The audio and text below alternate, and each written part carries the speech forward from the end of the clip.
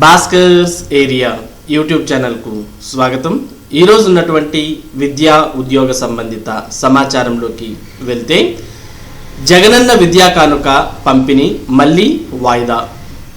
పాఠశాలలు తెరుచుకోవడం ఆలస్యం కావడమే కారణం. ఇప్పటికే పూర్తి స్థాయిలో సిద్ధమైన కిట్లు ప్రభుత్వ పాఠశాలల్లో చదివే విద్యార్థులకు అందించేందుకు సిద్ధం చేసిన జగనన్న విద్యా కానుక కిట్ల పంపిణీ మరోసారి వాయిదా పడింది. కరోనా కారణంగా ఈ ఏడాది విద్యా సంవత్సరం ప్రారంభం కావడం పదే వాయిదా పడుతూ వస్తున్న విషయం తెలిసిందే.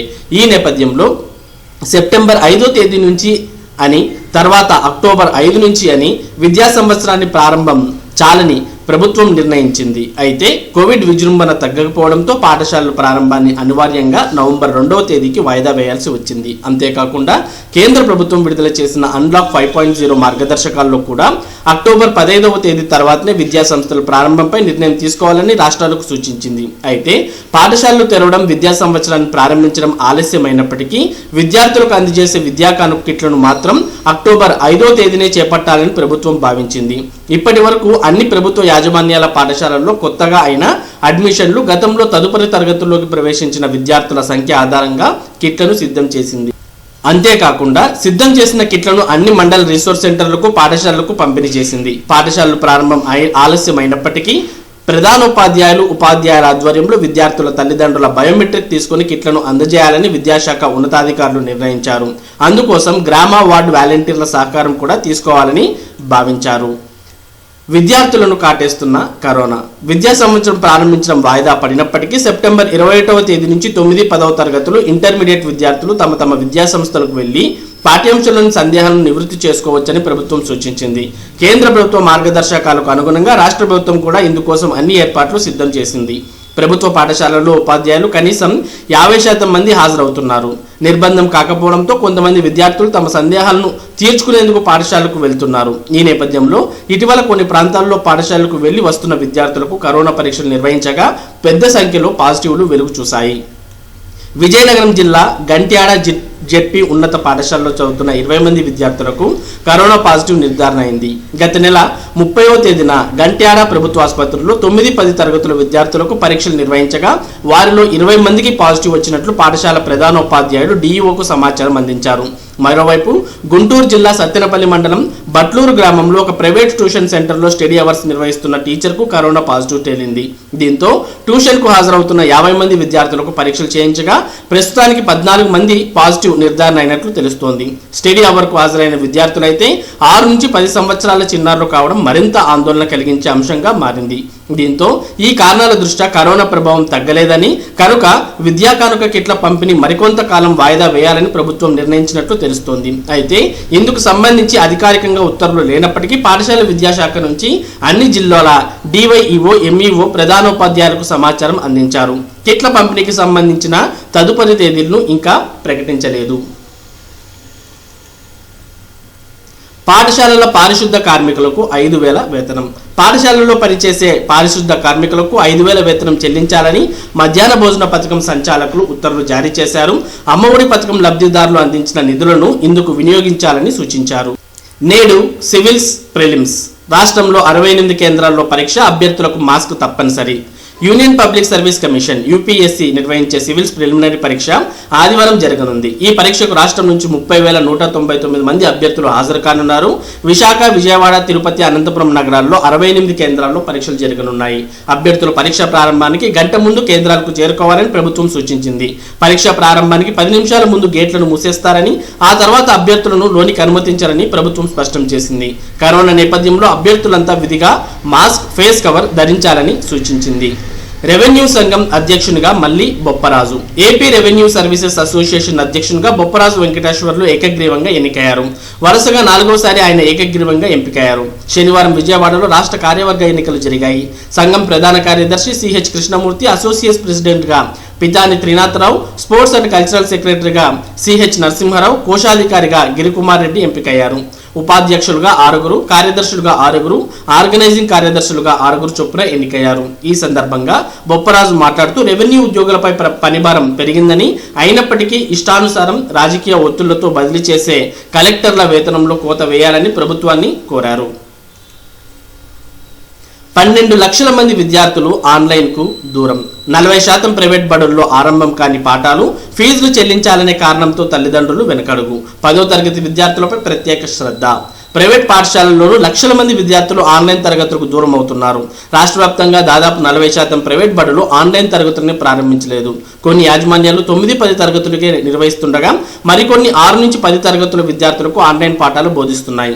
పిల్లల చదువుల కోసం పట్టణాలకు వచ్చిన వారు సొంతూళ్లకు వెళ్లిపోవడం, సెల్ ఫోన్ సిగ్నల్స్ సమస్య, 2 పిల్లలుంటే 2 ఫోన్లు లేకపోవడం, ఆన్లైన్కు హాజరైతే రుసుము చెల్లించాల్సి రావడం లాంటి సమస్యలతో లక్షల మంది ఆన్లైన్ పాఠాలకు దూరం అవుతున్నారు. శ్రీకాకుళం జిల్లా రణస్థలంలో 18 పాఠశాలలుంటే 6 ఆన్లైన్ బోధన చేస్తున్నారు. చిన్న పట్టణాలు, గ్రామాల్లో దాదాపు ఇదే పరిస్థితి నెలకొంది.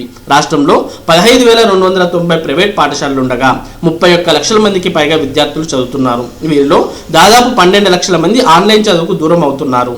పాత బకాయిలు, ఆన్లైన్ తరగతులకు ఫీజులు చెల్లించలేక కొందరు మానేస్తున్నారని విశాఖపట్నానికి చెందిన ప్రైవేట్ పాఠశాల యాజమాని ఎం వెంకట్రావు తెలిపారు. కొన్ని ప్రైవేట్ బడులు రుసుము చెల్లిస్తేనే పాస్వర్డ్ ఇస్తున్నాయి. కరోనా సమయంలో ఉపాధి లేక ఇబ్బంది పడుతున్న తల్లిదండ్రులు ఫీజులు చెల్లింపులను వాయిదా వేస్తున్నారు.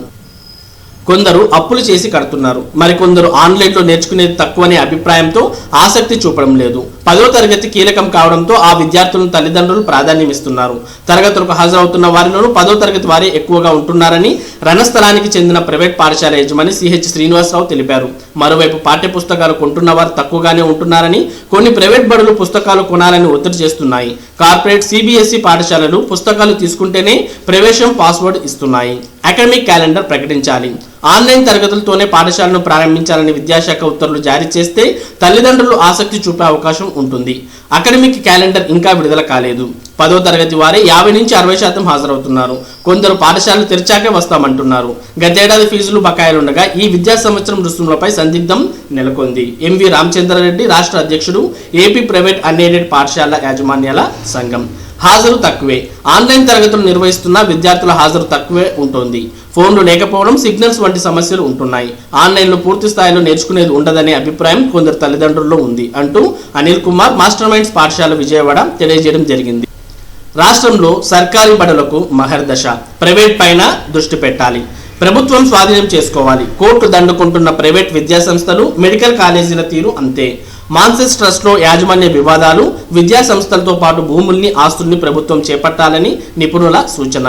మాన్సెస్ ట్రస్ట్ తన ఆధీనంలోని కొన్ని విద్యా సంస్థల నిర్వహణ బాధ్యత నుండి వైదొలిగి వాటిని ప్రభుత్వానికి అప్పగించేందుకు ముందుకొచ్చినప్పటికీ ప్రభుత్వం సానుకూలంగా స్పందించకపోవడంపై విమర్శలు వెల్లువెత్తుతున్నాయి. విద్యా వైద్యాన్ని ప్రజల ప్రాథమిక హక్కుగా రాజ్యాంగం పేర్కొంది. స్వాతంత్రం అనంతరం విద్యా బాధ్యతను మొత్తంగా ప్రభుత్వం తలకెత్తుకుంది. అయితే దీన్ని నిర్వహించడం సాధ్యం కాకపోవడంతో లాభాపేక్ష లేని కొన్ని సొసైటీలకు ప్రైవేట్ పరంగా విద్యా సంస్థల నిర్వహణ అనుమతులు జారీ చేసింది. అలాగే కొన్ని క్రిస్టియన్ మిషనరీ సంస్థలు కూడా దేశంలో విద్యా సంస్థలను నిర్వహిస్తున్నాయి. ప్రభుత్వం కొన్ని ప్రైవేట్ సొసైటీల నిర్వహణలోని విద్యా సంస్థలకు ఆర్థికంగా చేయూతనిస్తోంది. ఎయిడెడ్ పాఠశాలల నిర్వహణకు తోడ్పాటును అందిస్తోంది. సొసైటీల నిర్వహణలో ప్రైవేట్ పాఠశాలలు కొనసాగుతున్నప్పటికీ సొసైటీల యాజమాన్యాలు, పాలక మండళ్ల వివాదాలకు గురైనప్పుడు లేదా సంస్థ ఆస్తులు అన్యక్రాంతం అవుతున్నాయన్న సందేహాలు వచ్చిన సందర్భాల్లో ఈ విద్యా సంస్థల్ని ప్రభుత్వం నేరుగా స్వాధీనం చేసుకోవచ్చు. ఈ సొసైటీలకు ఎలాంటి నష్టపరిహారాన్ని చెల్లించాల్సిన అవసరం లేదు. అలాగే 100 కోట్లకు పైబడ్డ టర్నోవర్ నిర్వహిస్తున్న ప్రైవేట్ విద్యా సంస్థలను కూడా ప్రభుత్వం చట్టబద్ధంగా తన స్వాధీనం చేసుకునే అవకాశం ఉంది. కాకినాడ నడిబొడ్డున సుమారు 100 ఎకరాల విస్తీర్ణంలోని మెక్లరిన్ హై స్కూల్ నిర్వహణ మండలి ఆధ్వర్యంలో కొన్ని విభేదాలు ఆసరా చేసుకుని ప్రభుత్వం ఈ సంస్థను స్వాధీనం చేసుకుంది. దీని నిర్వహణ బాధ్యతను కాకినాడ రెవెన్యూ డివిజనల్ అధికారికి కట్టబెట్టింది. 100 కోట్ల పైబడి టర్నోవర్ చేస్తున్న విజయవాడ సిద్ధార్థ విద్యా సంస్థలను కూడా ప్రభుత్వం స్వాధీనం చేసుకునేందుకు ప్రయత్నించింది. అయితే చంద్రబాబు హయాంలో జరిగిన ఈ ప్రక్రియ కొన్ని ఒత్తిళ్ల కారణంగా అర్ధాంతరంగా ఆగిపోయింది. జగన్ అధికారంలోకి వచ్చాక ప్రభుత్వ విద్యకు పెద్దపీట వేస్తున్నారు. సౌకర్యాల కొరతతో సతమతం అవుతున్న విద్యాలయాల భవనాల్ని పునరుద్ధరిస్తున్నారు. లైబ్రరీలు, ల్యాబొరేటరీల నుంచి ఫర్నిచర్, ఆట స్థలాలు, ఇతర సదుపాయాలన్నీ కల్పిస్తున్నారు. నాడు నేడు పేరిట దీన్ని ఒక బృహత్ కార్యక్రమంగా నిర్వహిస్తున్నారు. అలాగే ఇంగ్లీష్ మాధ్యమాన్ని కూడా మొగ్గు చూపుతున్నారు. ఈ దశలో 100 కోట్ల టర్నోవర్తో విస్తరించిన ప్రైవేట్ విద్యా సంస్థల్ని ప్రభుత్వం స్వాధీనం చేసుకోవాలి. అలాగే ప్రతి పార్లమెంట్ నియోజకవర్గ కేంద్రంలో ఓ మెడికల్ టీచింగ్ ఆసుపత్రిని ఏర్పాటు చేసేందుకు జగన్ కృతనిశ్చయంతో ఉన్నారు. ఇందుకోసం ఒక్కో ఆసుపత్రికి 500 కోట్ల చొప్పున ఇప్పటికే మంజూరు చేస్తారు. రాష్ట్రంలో ప్రైవేట్ ఆధ్వర్యంలో పలు వైద్య కళాశాలలు ఉన్నాయి. ఇవన్నీ 100 కోట్లకు పైబడ్డ వార్షిక టర్నోవర్ను నమోదు చేస్తున్నాయి. ఈ ప్రైవేట్ వైద్య విద్యా కళాశాలల మేనేజ్మెంట్ కోటా పేరిట సీట్లను బహిరంగ వేలం వేస్తున్నాయి. ఏటా కొన్ని కోట్లు దండుకుంటున్నాయి. వీటిని కూడా ప్రభుత్వం విద్యా చట్టానికి అనుగుణంగా స్వాధీనం చేసుకుని పార్లమెంట్ నియోజకవర్గాల్లో ప్రభుత్వం ఏర్పాటు చేయనున్న వైద్య విద్యా కళాశాలలుగా వీటిని మార్చేయాలి. అలాగే మాన్సెస్ ట్రస్ట్ ఆధ్వర్యంలోని విద్యా సంస్థలను స్వాధీనం చేసుకుని నిర్వహించాలి. ఈ సంస్థ ఇప్పటికే ప్రభుత్వం మంజూరు చేసిన కొన్ని కోర్సుల్ని తరగతుల్ని ఉపసంహరించుకుంది. ట్రస్ట్ ఆధ్వర్యంలో నిర్వహిస్తున్న విద్యా సంస్థల్లో పలు అవకతవకలు చోటు చేసుకున్నాయన్న ఆరోపణలు ఉన్నాయి. సాక్షాత్ చైర్పర్సన్ కూడా ఈ ఆరోపణలు ధృవీకరిస్తున్నారు. ఈ నేపథ్యంలో కాకినాడ మెక్లరిన్ తరహాలో ఆరోపణలతో పాటు యాజమాన్య వివాదాన్ని పేర్కొంటున్న మాన్సస్ ట్రస్టుకు చెందిన విద్యా సంస్థలన్నింటినీ ప్రభుత్వం తన పరిధిలోకి తెచ్చుకోవాలని, వాటికున్న అత్యంత విలువైన భూములను ఆస్తులను కూడా ప్రభుత్వ ఖాతాకు జమ చేయాలని, వీటి నిర్వహణను ప్రభుత్వం చేపట్టాలంటూ నిపుణులు సూచిస్తున్నారు. B.Ed సీట్ల భర్తీకి అడ్డదారి. స్పాట్ పేరుతో గతేడాది 1000 సీట్లు ఇతరులతో భర్తీ. ఇతర సెట్లలోనూ స్పాట్ అడ్మిషన్లు 42,000 సీట్లకు ఈసారి పరీక్ష రాసింది 10,000 మంది. B.Ed కోర్సుల్లో ప్రవేశాలకు నిర్వహించే ఎడ్సెట్కు ఏటేటా అభ్యర్థులు కరువవుతున్నారు. ప్రవేశ పరీక్షకు అరాకొరగా అందుతున్న దరఖాస్తుల్లోనూ చివరగా పరీక్షకు హాజరయ్యే వారి సంఖ్య మరింత స్వల్పంగా ఉంటుంది. అంతిమంగా అర్హత సాధించే వారి సంఖ్య సగం కూడా దాటడం లేదు. ఫలితంగా కన్వీనర్ కోటాలో భర్తీ కావాల్సిన వేలాది సీట్లు మిగిలిపోతున్నాయి. ఈ ఏడాది కూడా అదే పరిస్థితి నెలకొంది. రాష్ట్రంలో ప్రభుత్వ పరిధిలో 11, ప్రైవేట్లో 455 B.Ed కాలేజీలు ఉండగా వీటిలో కన్వీనర్ కోటాలో 32,054 సీట్లున్నాయి. ఎడ్సెట్ 2020కి 15,658 మంది దరఖాస్తు చేసుకోగా 10,363 మంది మాత్రమే పరీక్షకు హాజరయ్యారు. 2019 ఎడ్సెట్లో కన్వీనర్ కోటాలో 32,054 సీట్లకు గాను 4,575 సీట్లే భర్తీ అయ్యాయి. ప్రభుత్వ కాలేజీల్లోని 1,056 సీట్లలో 734 సీట్లు భర్తీ కాగా ప్రైవేట్ కాలేజీల్లో 30,998 సీట్లలో 3,841 మాత్రమే భర్తీ అయ్యాయి. ఎడ్సెట్ రాసిన వారి సంఖ్య మొత్తం సీట్లతో పోలిస్తే 3వ వంతు మాత్రమే ఉండగా అర్హులు మరింత తక్కువగా ఉన్నారు. మిగిలిన సీట్లను స్పాట్ అడ్మిషన్ల పేరిట కాలేజీలు ఇష్టానుసారంగా భర్తీ చేసుకుంటున్నట్లు విమర్శలున్నాయి.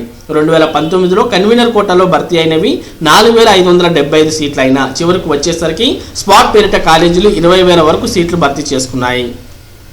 స్పాట్ అడ్మిషన్ల పేరిట పలు కాలేజీలు ఎడ్సెట్లో క్వాలిఫై కాని వారిని, అసలు పరీక్ష రాయని వారిని సైతం చేర్చుకుంటూ ఫీజు రియంబర్స్మెంట్ కోసం రికార్డుల్లో చూపిస్తున్నాయి. B.Edతో పాటు ఇతర సెట్లలోనూ ఇదే తంతు సాగుతోంది. మరి ఇవి ఈ రోజు ఉన్నటువంటి విద్యా ఉద్యోగ సంబంధిత సమాచారం. ఇటువంటి ముఖ్యమైన సమాచారాన్ని భాస్కర్స్ ఏరియా మీకు ప్రతిరోజు అందించడం జరుగుతుంది. మరి ఈ సమాచారం మీరు పొందడానికి మన భాస్కర్స్ ఏరియా ఛానల్కు సబ్స్క్రైబ్ అవ్వండి. Thank you for watching this video.